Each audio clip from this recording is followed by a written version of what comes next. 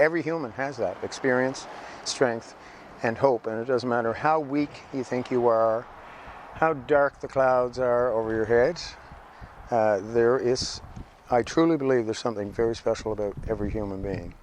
And for me, I guess it's like I have to reach inside myself and pull out those little hidden treasures. We get all these images in media that say, unless you have a lot of money, unless you have an Audi, unless you have all these outward manifestations of wealth and accruing wealth, then you're not a successful human being and you're not really that relevant. I think no matter what you have in life, if you get tapped into whatever your inner treasure is, that is the moment we start really understanding what it means to be human. So in the interest of early in the game of recovery, looking at cleaning house, the second part of Trust God, Clean House, Help Others. I promised my landlord I would take in hand the front of the property. I want to honor my commitment to him. I want to honor my ability to make a commitment to myself. And that's really important, right? Is changing what I'm thinking about myself. And if I honor these little things, this is not a little thing, but these conversations I have with people where I say, yes, I'll do this, I'll help you out in this way. If I don't do it, then every time I don't do it, it piles up. And it's a negative, negative, negative, negative. Every time I meet the commitment and step forward and show up, I grow. This is goutweed. Everybody in St. John's is incredibly familiar with goutweed. It is everywhere in almost every friggin' garden I've seen. If you can't take out goutweed this year, don't worry about that. One thing you can do is trim off all the flower shoots as they come up before they go to seed. And that will at least help it from getting more dense and growing more prolifically. Whether it's digging up old plants that are really still beautiful and giving them new life in new locations, or digging back through my own past and looking at the bad and the good and pulling the jewels out of the good and recognizing the bad, there's a lot of repositioning involved and a lot of cleanup. I like the expression, trust God, clean house, and help others. And I think for this part of my recovery, I'm going to use that. I always get the ground loosened up good and truly in the entire area that I want to do this removal, okay? You're also, in this case, a roadie that's been here for a few years and not doing very well at all. There's roots coming out from that. Using a fork ensures that you're not going to drive a shovel down and sever any of these roots, which are going to be precious to this because I'm pruning it way back and hoping it's going to prosper. So I get my hands in under the roots. You see how I'm doing that, and I'm actually leaving all the ground in the root system here intact until I feel like I've got enough support under that section that I can start to now shake the dirt out. And you won't believe what's in this handful.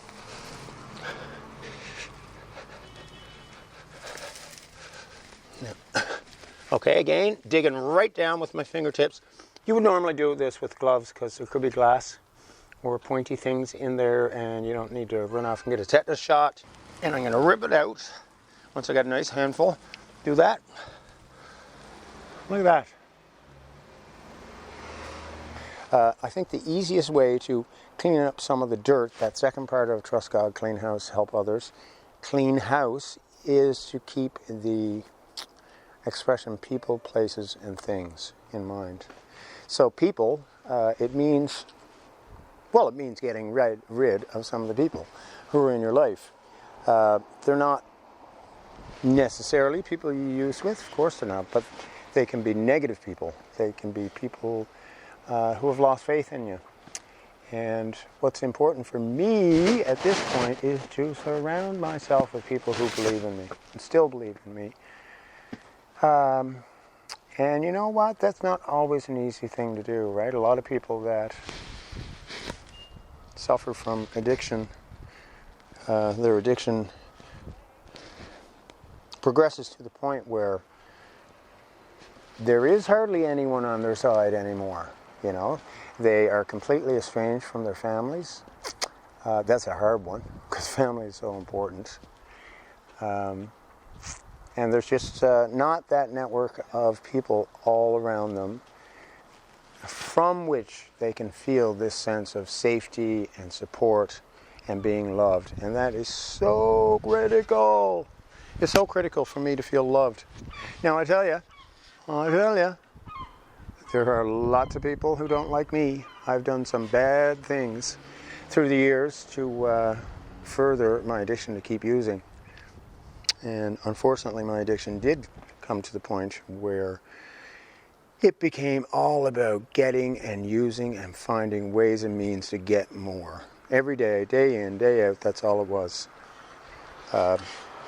Some days I wake now and I think that's all it is, right? But I approach each day a day at a time. Basically, I've got all these chunks here now of phlox that came from probably a 5-foot long planter box that was only 10 inches deep. But I've got all this stuff. Like, it's amazing how much came forward. One piece that came forward, which was the center of the original plant that she planted 30 years ago, was this, which, my God, looks like a Jewish menorah. Isn't that wild? So I'm dedicating this planting to all my Jewish friends, especially in Halifax. And let's dedicate it to Jews all over the world. So I gave it a good drink. I just put it in that vat of water and let the roots soak up some good nutrients. So I'm just going to lay this down here for now, because what I really need to do first, before I go planting, is amend this soil. 2 bags of soil per 1 bag of poop. I should have some sphagnum or peat moss as well, but I don't. And that's okay. I believe it was a phrase coined by Father C. Martin, a really amazing Catholic priest in the States who's not with us anymore, but he was kind of a leader in talking to people, groups of people, about alcoholism and the disease of addiction. Amazing gentleman. Anyway, he thought, you know, as a basic theme for early recovery, trust God, clean house, and help others. Now, the God part is a very contentious issue with me, although it's becoming less so as the years move on. But I think that term God gets the backs of a lot of people up, because a lot of people, especially with addiction, feel like God failed them and that they weren't protected. If you believe that addiction in part comes from some early childhood trauma, that doesn't mean getting whacked over the head with a broom or physically abused. It can be emotional abuse. It can be, like in my case, growing up gay in a tiny outport.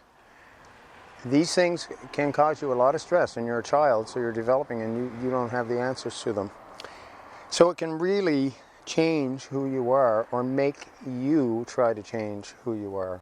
A lot of people, when they arrive at a point of wanting to recover, trying to find a way in the recovery door, we're thinking about how little we have, right? Because addiction can and will, if left unchecked, take a lot from you.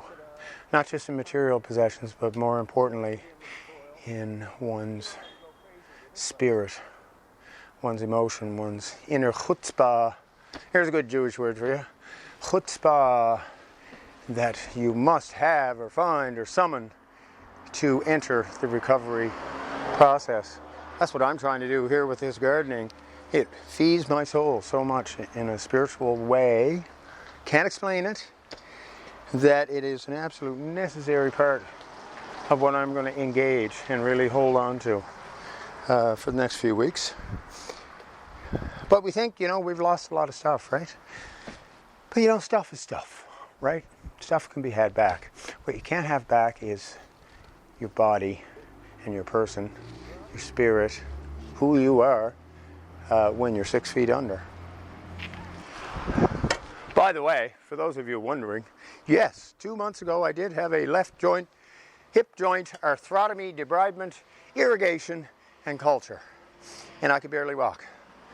And I was on a walker. And I was like, woo, woo. I was so ill. Oh my God, I never thought I'd get to the other side, but I did. And I'm flying around on my hip like nobody's business. Thank you, God. Thank you, Mom and Dad and Uncle Boyd and Aunt Marilyn and Paul. All these people that... Chantel. Oh, thanks for digging me out, Chantel, after that brute of a storm. So many people, you know, care so much, and that's not just true of me, that's true of anyone. Anyone who's having a rough life. Don't concentrate on what you've lost. Concentrate on what you can gain. That's what I'm doing. Okay, the Menorah. Okay, I'm going in. I'm trying to center it on the window. Okay, so if you come in here, Paul, just come right in and look at that root. What I'm going to do here, okay, here's a long root. I'm just going to give that a little turn like that, okay? And then I'm going to start to fill it in, right? I'm so excited about this phlox, probably partly because it's been, you know, a year and a half since I saw it. It's one of those things that invariably I never got around to doing, and I really wanted to, and to have some sort of completion to that part is really nice. And it also shows to me that never give up hope, right? I could have tortured myself about, oh yeah, it's just another thing, another idea that you grandstanded about and never got done. But here I am, a year and a half after talking to her, and I am doing it. And it's awesome, and that is going to give me so much pleasure in August and July. It really is. And I've got all the other pieces that I'm going to carry about the city and gift to people that I love, that I care about. Some of my clients, some of my friends, my family. Yay! Yay!